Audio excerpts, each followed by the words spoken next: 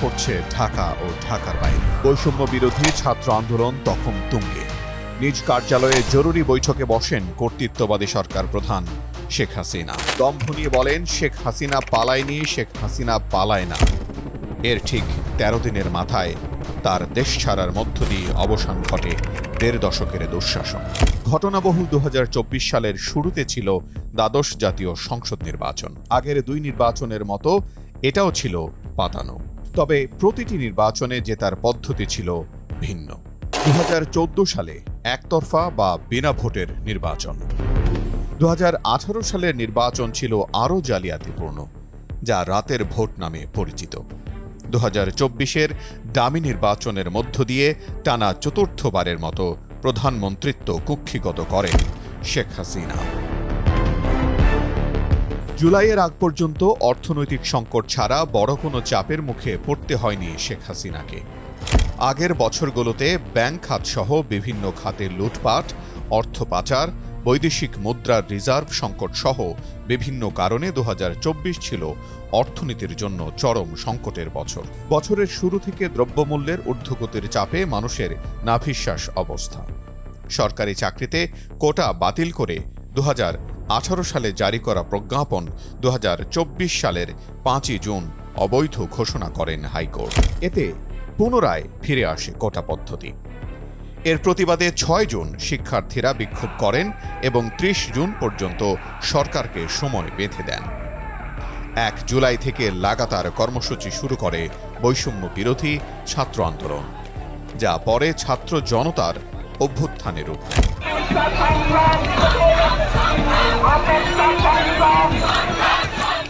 জুলাইয়ের মাঝামাঝি এই ছাত্র আন্দোলন বৃহৎ রূপ ধারণ করতে থাকে। তখন সরকার নানা কৌশলে তা দমনের চেষ্টা করে।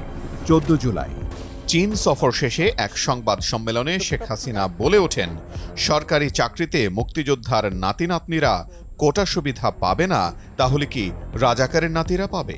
তার মানে কি মুক্তিযোদ্ধার সন্তান নাতিপুতিরা কেউ মেধাবী না, যত রাজাকারের বাচ্চারা নাতিপুতি হলো মেধাবী, তাই না?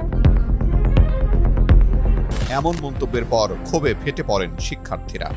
ওই দিন গভীর রাতে ঢাকা বিশ্ববিদ্যালয়ের হল থেকে বেরিয়ে বিক্ষোভ করেন তারা। আন্দোলন যখন ছড়িয়ে পড়ছিল তখনই সমন্বয়কদের তুলে নিয়ে নির্যাতন করা হয়।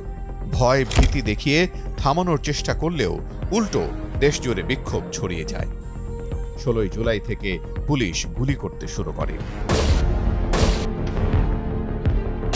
ওই দিন ঢাকার সায়েন্স ল্যাব ও নিউ মার্কেট এলাকায় পুলিশ ও দলীয় কর্মীদের সঙ্গে ব্যাপক সংঘর্ষ হয় শিক্ষার্থীদের। তবে ওই দিন রংপুরে পুলিশের বন্দুকের সামনে বুক পেতে দাঁড়িয়ে জীবন দেন আবু সাঈদ। এই ঘটনার ভিডিও গণমাধ্যম সহ সামাজিক যোগাযোগ মাধ্যমে ছড়িয়ে পড়লে আন্দোলন আরও তীব্র হয়। আন্দোলন দমাতে পুলিশের পাশাপাশি নামানো হয় আওয়ামী লীগের সশস্ত্র দলীয় কর্মীদের। তাও ব্যর্থ হলে ১৯ জুলাই কারফিউ জারি করে সরকার। ওই দিন আওয়ামী লীগের সাধারণ সম্পাদক ওবায়দুল কাদের ঘোষণা দেন দেখামাত্র গুলির।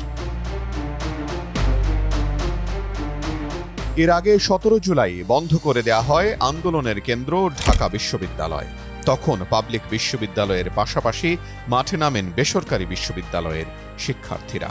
রাজধানীর প্রায় প্রতিটি এলাকা সহ দেশের বিভিন্ন স্থানে নামে স্কুল, কলেজ ও মাদ্রাসার শিক্ষার্থী সহ অসংখ্য শ্রমজীবী মানুষ। আন্দোলনকারীদের পাশে দাঁড়ান শিক্ষক, অভিভাবক ও এলাকাবাসী। আন্দোলনে যুক্ত হন তখনকার বিরোধী দলীয় রাজনৈতিক কর্মীরাও। আন্দোলনটি ছাত্র জনতা থেকে গণ আন্দোলনে রূপ নেয়। ঢাকার যাত্রাবাড়ি, রামপুরা, বাড্ডা, উত্তরা, সায়েন্স ল্যাব, মোহাম্মদপুর, মিরপুর ও মহাখালী এলাকা হয়ে উঠেছিল রণক্ষেত্র। শেষ মুহূর্তে সেনাবাহিনীকেও ছাত্র জনতার মুখোমুখি দাঁড় করিয়ে ক্ষমতা ধরে রাখার চেষ্টা করেছিলেন শেখ হাসিনা। সেনা সদস্যরা ছাত্র জনতাকে গুলি করতে অস্বীকৃতি জানায়। কেন্দ্রীয় শহীদ মিনারের সমাবেশ থেকে ৩ আগস্ট সরকার পতনের এক দফা ঘোষণা দিয়ে পরদিন সারা দেশে অসহযোগ কর্মসূচি দেয় বৈষম্য বিরোধী ছাত্র আন্দোলন। কর্মসূচি ঠেকাতে ৪ আগস্ট আইনশৃঙ্খলা রক্ষা বাহিনীর সঙ্গে আওয়ামী লীগের নেতাকর্মীরাও ব্যাপকভাবে গুলি চালায়। একের পর এক মারা যান আন্দোলনকারীরা। এরকম এক উত্তাল পরিস্থিতিতে ঘোষণা আসে ছাত্র জনতার মার্চ টু ঢাকা কর্মসূচি ৬ আগস্টের পরিবর্তে ৫ আগস্ট হবে। এক পর্যায়ে সরকার কারফিউ জারি করে এবং ইন্টারনেট বন্ধ করে দেয়। রাজধানী সহ সারা দেশে আন্দোলন দমনের চূড়ান্ত চেষ্টা করে।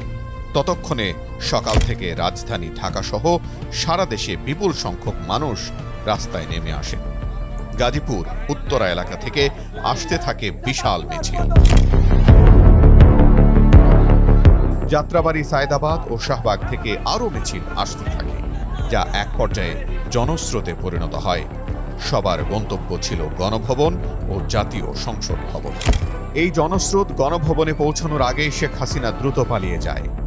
এরপর বিক্ষুব্ধ জনতা প্রধানমন্ত্রীর সরকারি বাসভবন, গণভবন ও সংসদ ভবনে ঢুকে ভাঙচুর চালায়।